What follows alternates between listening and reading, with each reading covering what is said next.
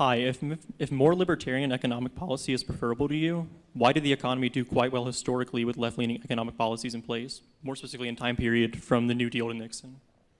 So the economy did extraordinarily poorly from the time of the New Deal all the way up until World War II. UCLA economists suggest that the Great Depression was lengthened by a minimum of 8 years by the economic policies that were purveyed by FDR and his arbitrary and foolish economic policy, which really predated him. Hoover was instituting the same exact policies right after the crash of 1929. So those policies really extended from like 1929 all the way to the outbreak of World War I. The economic growth that took place until World War II, rather.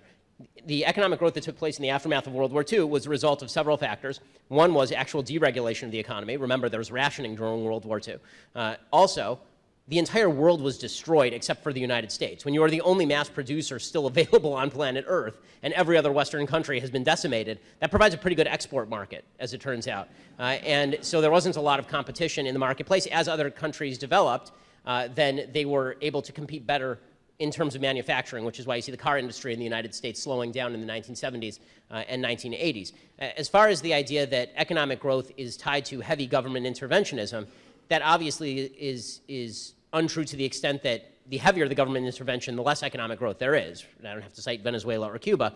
So the question is, even if you believe that government interventionism is good for the economy, which I don't, then where do you think the happy medium lies? Is it the policies of FDR and LBJ?